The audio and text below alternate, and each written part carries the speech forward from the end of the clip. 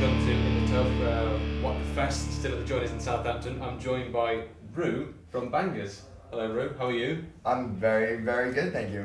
Feeling very clean. Being very clean. Well, you've just come off stage. Yes. Straight into the tub. I'd say this is the best possible result. Well, ticking everyone's boxes for everyone. Boxes, but if you want a ticket, we'll tick it. Tick away. This is going to be a very ticky kind of tub. So without further ado, let's get tubical. That's the intro I'm making catch on. That's nice. I'm going to work with it. Wait until you hear the outro and we'll get to that. Oh, I look forward to it. So, first off, give me a brief history of Bangers and where did the band name come from? Oh, Bangers, the three of us played in bands since we were 16, 17. And we used to play in a band called Burning Coalition, then we were in a band called Hit the Beach, and now we're in a band called Bangers. We grew up in Cornwall together and got weird in the same vicinities. That's how some of the best things happen. Yeah, definitely. Like these tubs. Exactly. In fact, my youth was much like this tub. Just chatting to people. No, you couldn't see my dick. There's a lot more wiener yeah. back in there usually is. Yeah. And our band name came from, well, it's awful. Let's not go into that. It's on a need-to-know basis. Yeah, it's on a need-to-know basis. Mum's the word on Bangers. So of course you've just played the festival tonight. How was that? It was cool. The sound was incredible, which was nice, and I saw some fists pumping, which is always very pleasant. You're doing well with the fists. Yeah, I think we're quite a fist pumping band. Put that on the promotional. Yeah. But we arrived about 10 minutes before we played because Andrew worked until 3:30, and then we hit Southampton traffic. So it was definitely a little bit odd to get straight on stage, but you're just making stuff happen. Yeah. Traffic, stage, tub. Exactly. All within. I would say I was on my way here about an hour ago. So it's pretty weird to now be sitting in a tub. Just never stop. Never give up, never stop. Well, as I said, we're gonna, as soon as Over Their Heads finish, we're gonna drive to Dover and sleep in a car park. So it's just a band that never stops doing. Yeah, things are definitely not stopping today. Yeah, so you're sticking around till the end of the festival. And then yeah, for sure. I'm really sad. Every year, I think the best thing about WTFest is that everybody has a really good time, gets to the end of the night, and then somebody calls house show, and it never quite works, but it's always a hell of a house party. This could be the one though. It could I be. just had the privilege of just sitting in wet trunks, just in the green room, just watching just Off the Heads just jam to Taylor Swift. Really?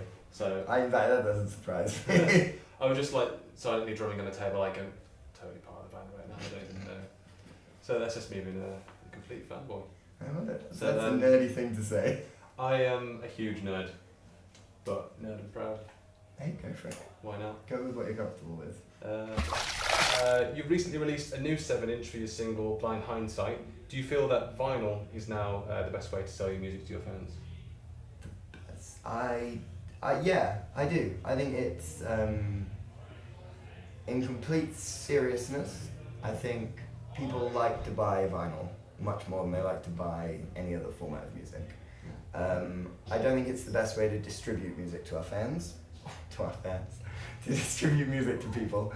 I think that whacking songs up on the internet and telling everybody that they're there is a very effective way to get people to listen to your songs.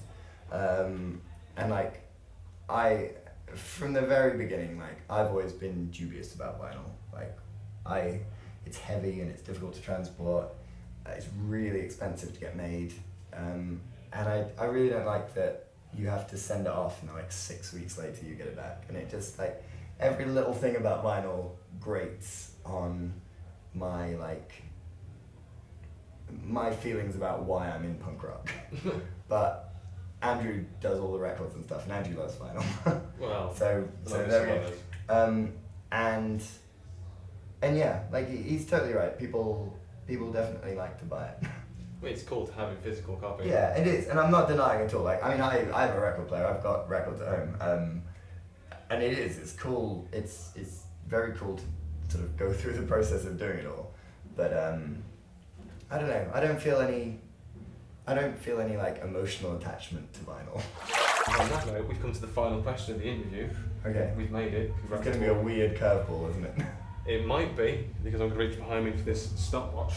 Okay. And basically, in 30 seconds, I need you to tell me and the good folks watching on the tubes of you why they should come out and go and see you and your band in the future, starting from now. Well, we're very polite. We're quite friendly. We quite like to drink beers and hang out. Like we won't come back to your house and destroy it. Whatever I've just said. Without permission. Yeah, we make a killer roast dinner, which we've done in the past. We clean. We like to bathe, but we're quite efficient. Like 5 seconds. we don't waste our time. So come out, invite us back to yours. And 30 seconds. Friendly, hygienic dudes making some great songs. Yeah. Oh yeah, we play music. And I also play music. Don't forget that. Well, that's the end of the interview. It has been a pleasure and a privilege. It has been a I pleasure. hope you enjoyed the rest of the festival. Thank you. Signing off from day 2 of WTFest in Southampton. We'll see you all next time. Stay Soapy. That's my outro. That's what I prepared Stay for. Soapy. Stay Soapy. It's just a complete rip-off of just Stay Classy from It Slow is. Anchorman. And if you get the reference, you'll think this guy is on it.